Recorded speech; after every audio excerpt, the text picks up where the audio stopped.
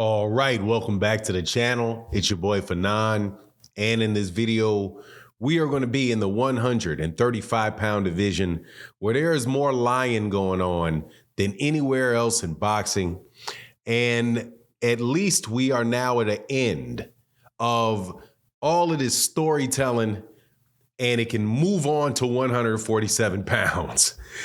As Calvin Ford, the trainer of Gervonta Davis, reacts to the last bit of BS that Devin Haney throws out there into the world after he leaves the 135-pound division. And you better believe it, he absolutely is busted. And anybody that says he ain't is just out there telling stories too. And I don't want to hear it. It's ridiculous, and I'm really glad that this is over. But I know that this same drama that I'm going to discuss, that is highlighted by the statement of Gervonta Davis's team and Devin Haney yesterday, is going to continue to 147 pounds, because this is the dog and pony show that is getting these people to where they got today, wherever that is. But let's talk about that in this video.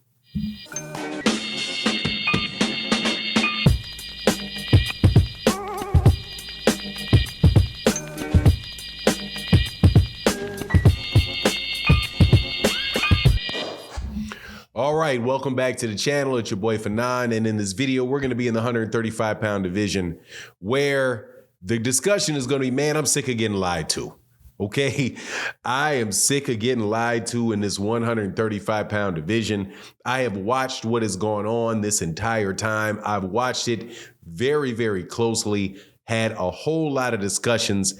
And Devin Haney, who just dropped all of his belts at 135 pounds, like everybody knew he would, basically throws salt at Gervonta Davis on his way out the door. However, while he's throwing salt, it blows back in his face because he's admitting that he is the one that could not make a fight with another lightweight guy named Shakur Stevenson, who was his mandatory and who he acted as if the reason he wouldn't fight him or couldn't fight him was because of the money, and not the real reason, which was at least one of the very real reasons, which is that he couldn't make the weight.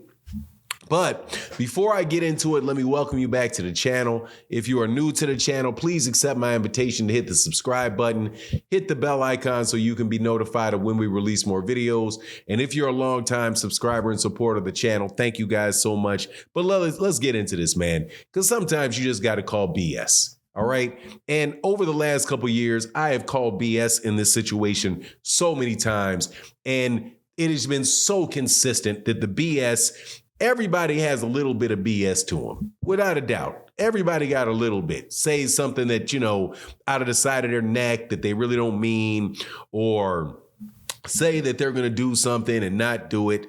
But nobody is consistently more capped than Devin Haney's camp, because he drops his belts, the 135-pound belts, and says that he dropped his belts because he can no longer make the 135-pound weight division. He's outgrown the division.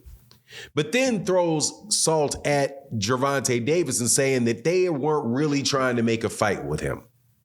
Here's the problem. Pick one. Is it either that you can't make the weight, or is it because they wouldn't make the fight? It's one or the other. Either you could make the weight, but you could, either you can make the weight, but now you're leaving the division, or you are leaving the division because you couldn't get that fight done. But Calvin Ford, who's the trainer, and Kenny Ellis, who are the trainer of Gervonta Davis, responded to that. And I almost didn't need to hear their response, which was, that's nonsense. Gervonta Davis is not the reason that that fight did not get made. The reason that that fight did not get made since the time that Devin Haney had the belt was that Devin Haney was not available to fight since that time. It's just amazing to me how people forget the things that Devin Haney says, which is and he says it when it is necessary for him to say it. So take, for example, when Devin Haney wants, and Devin Haney's team and Devin Haney fans want to explain why it is that they didn't fight Shakur Stevenson. They say, well, Shakur Stevenson wanted too much money, which was 25%. They offered him 25%, and Shakur Stevenson said no. But why would they offer Shakur Stevenson's 25%? Well, because we sacrificed against George Kambosos. Well, what did you sacrifice, Devin? Devin's team, Devin's fans? Well, we had to sign a multi-fight contract with Top Rank, and we had to take less money than we wanted with Top Rank. Well, so you had a multi-fight contract with Top Rank in order to get the championship belt? Yes. Well, then how are you actually available to fight Gervonta then? If in order to get the belts, you had to fight 3 fights on Top Rank. How was that?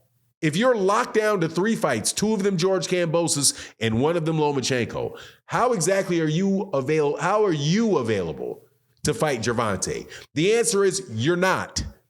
So how is it that Gervonta is the reason that the fight doesn't, when it comes to talking about Gervonta, the reason is the fight didn't get made is because Gervonta didn't want it.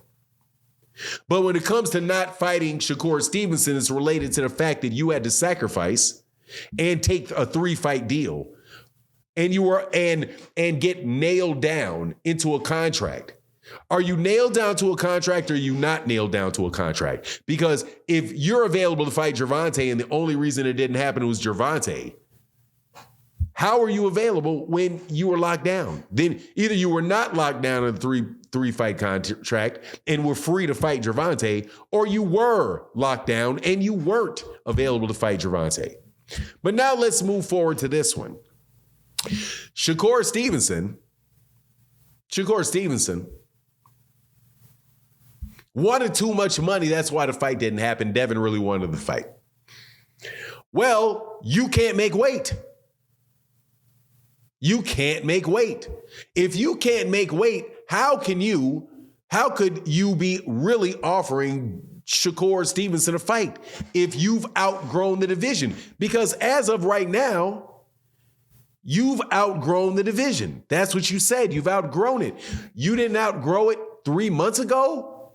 You hit a gigantic growth spurt in the last 3 months or something? You're 25 years old. I know they didn't just hit puberty. So once again, Gervonta Davis's team is calling what people are now calling cap.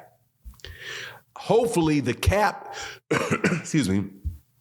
the cap culture at 135 can now stop, because it's been the case. Devin Haney is a good fighter, but Devin Haney as a marketing mechanism has literally called every single solitary person in that division a duck.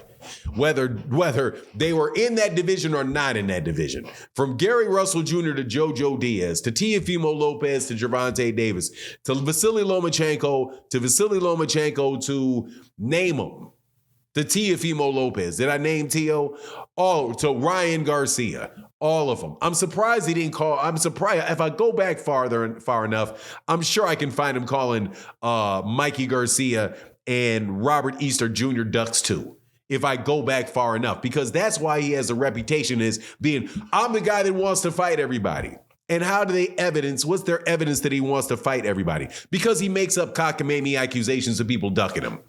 It's just ridiculous. And I'm glad, if nothing else, that if he goes to 147, that show can go to 147. And all of a sudden we can hear why Jaron Ennis is ducking him. And how Terrence Crawford ducked him, because that's why Terrence Crawford left the weight class. Or Errol Spence Jr. ducked him, and that's why Errol. But Jaron is going to be there. If Devin Haney goes to 147 and does not immediately break his backbone in order to get a fight with Jaron Ennis, dog, well, we know he's not going to do it. However, I can't wait to hear what the reasons will be for that, because it's definitely coming. Anyway, that's my take on the matter. Please let me know what you think in the comment section. And with that, I'm out. Peace.